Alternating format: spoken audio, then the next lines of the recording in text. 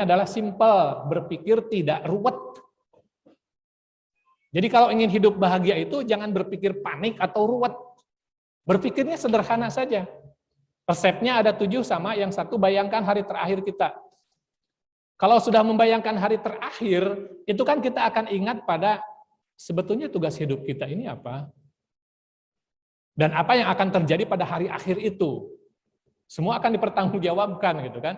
Jadi tidak akan terlalu ngoyo gitu. Keluar dari dalam kotak ketika mendapatkan masalah, coba keluar dari dalam masalah itu sendiri, melihat dari kejauhan ternyata ya masih ada ruang yang luas yang membuat kita bahagia. Jangan terkungkung dalam masalah yang kecil itu. Temukan mana yang hakikat, mana yang pernik. Jadi dalam setiap menghadapi masalah itu ada yang hakikat, ada yang pernik. Saya mencontohkan dulu dalam sebuah pesta pernikahan. Sering terjadi justru pertengkaran memilih cateringnya mau ya pakai yang mana. Apa lagi? Gedungnya mau di mana. Padahal itu pernik semua.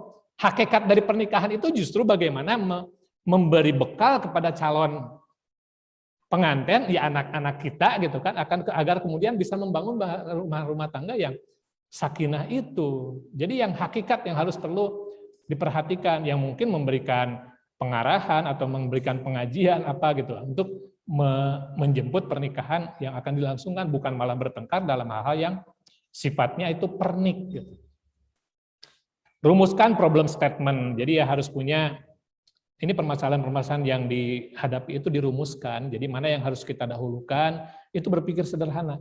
Jangan setiap ada masalah kita kemudian panik, karena kalau sudah panik itu pikiran kita itu tidak akan pernah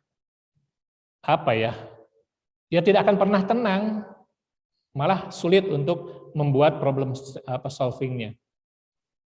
Membedakan tujuan dan cara, itu sama dengan tadi, mana yang hakikat, mana yang pernik.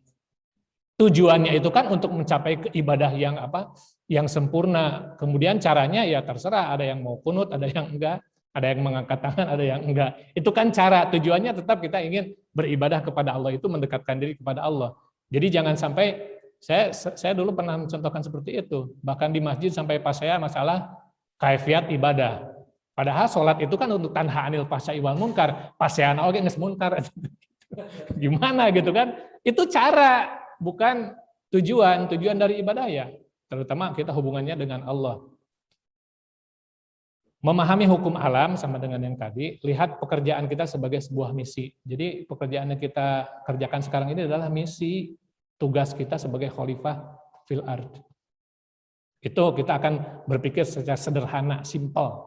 Jadi jangan ruwet, jangan dibikin sulit. Baik, masuk kepada